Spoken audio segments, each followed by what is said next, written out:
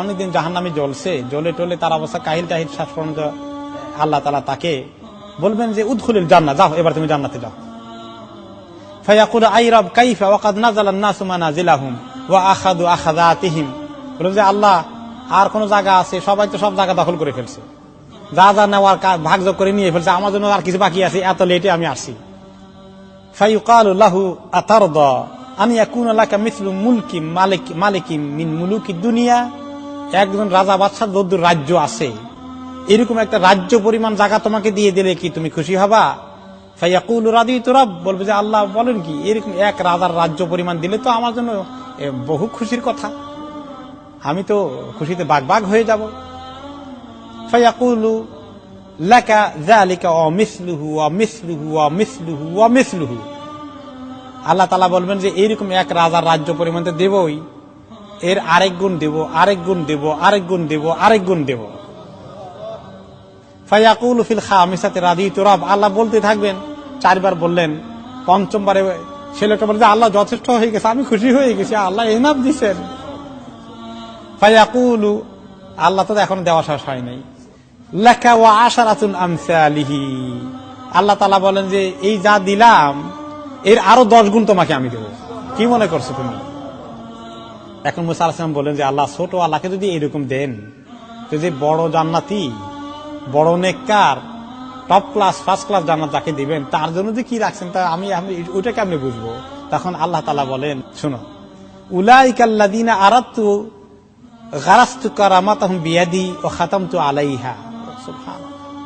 যে তাদের জন্য যে জান্নাত, সেই জান্নাতের গাছপালা আমি নিজের হাতে লাগিয়েছি, সমস্ত বাগিচাকে আমি নিজের হাতে সাজিয়েছি, আমার হাতে।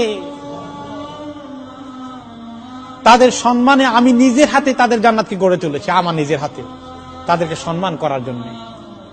ও খাতামতু আলাইহা, এবং আমার হাতে এটাকে সিল করে দিয়েছি, কোন ফেরেশতা যেন এটা টাচ না করতে পারে। এত স্পেশাল জিনিস তাদের জন্য রিজার্ভ করে রেখেছি।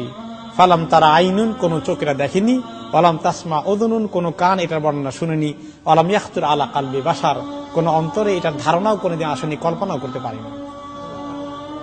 সাহাবারা বলেন, ইয়া রাসূলুল্লাহ, তিলকা মানাজিলুল আম্বিয়া লা ইয়াবলুগুহা গায়রুহুম। যে জান্নাতের বর্ণনা দিলেন টপ ক্লাসের, মনে হলো এটা বোধহয় আপনাদের যারা নবী হয়েছেন, আপনাদের জন্যই আল্লাহ বোধহয় এটা রেডি করেছেন, তাই না?